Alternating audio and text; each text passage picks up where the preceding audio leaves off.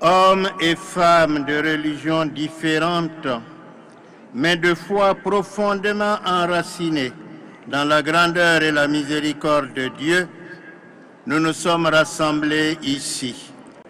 À un moment difficile pour notre cher Faso et pour nos voisins sahéliens, à l'intention de montrer d'abord notre bonne volonté.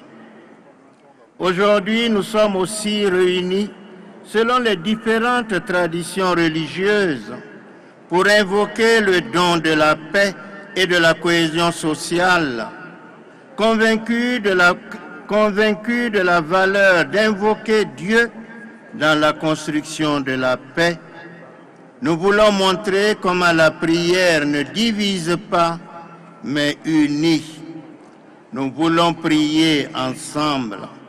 Nous ne prierons jamais les uns contre les autres. Notre présent est problématique, mais la paix, ce bien précieux, est l'objectif très grand, l'horizon très élevé qui nous appelle, malgré les nombreuses difficultés, à nous mettre en route ensemble.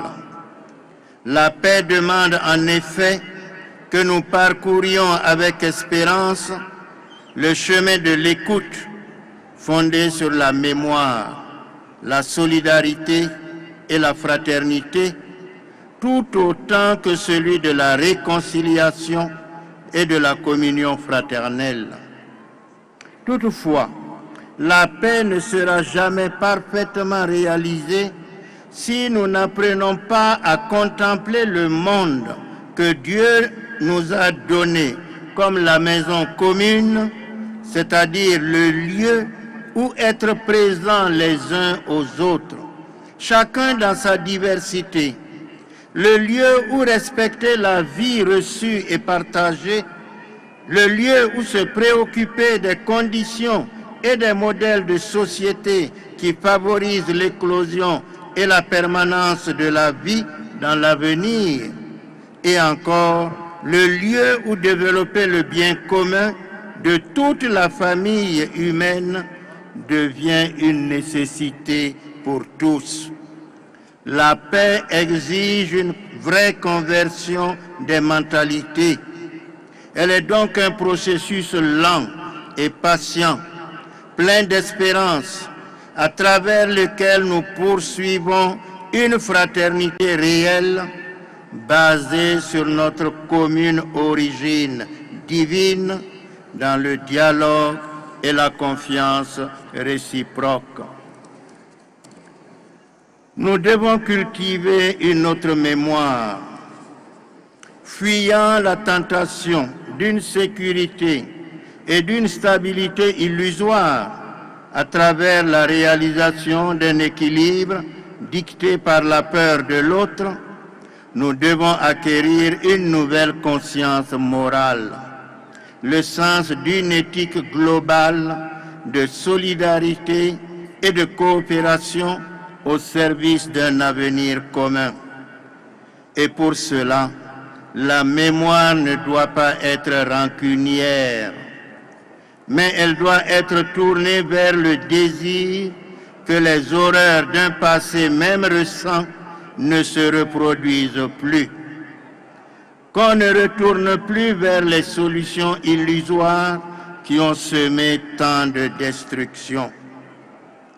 Une telle mémoire orientée vers le futur est un horizon d'espérance.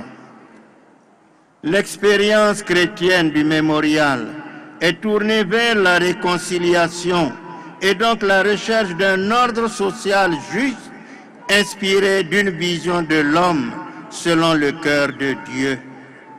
Et parmi les valeurs chrétiennes sur lesquelles l'Église oriente son enseignement moral, l'homme comme fin et non comme moyen a une place de choix. Nous sommes tous des enfants de Dieu et nous devons apprendre à nous regarder et à nous traiter réciproquement comme tels. Le pardon et la réconciliation deviennent le lieu où nous nous accueillons comme frères et sœurs et nous nous engageons ensemble pour la paix. Avant de conclure mon propos, je voudrais saluer et féliciter l'initiative de la Fédération des associations islamiques des Hauts-Bassins qui nous a invités aujourd'hui à manifester notre fraternité de foi et d'humanité. Notre union a un rôle fondamental pour l'édification de la paix et de la cohésion sociale.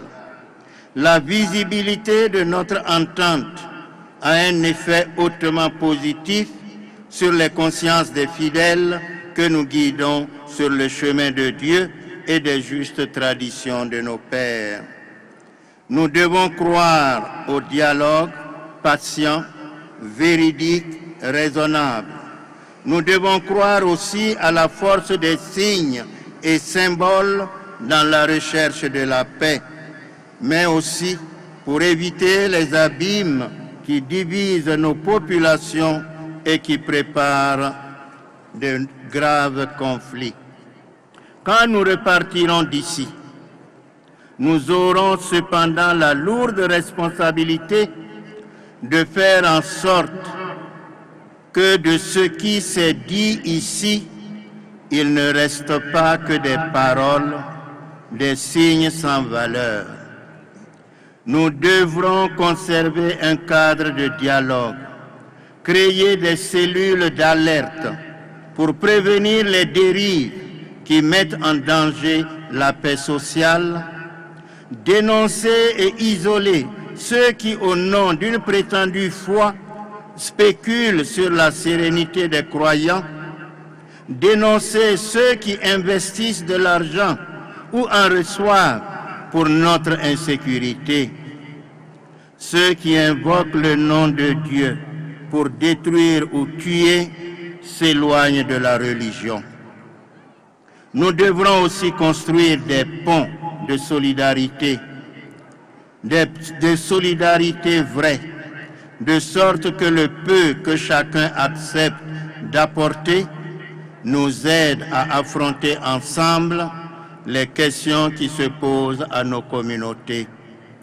Chers frères et sœurs, nos communautés n'ont pas besoin de paroles creuses, mais de témoins convaincus, d'artisans de paix, ouverts au dialogue, sans exclusion ni manipulation.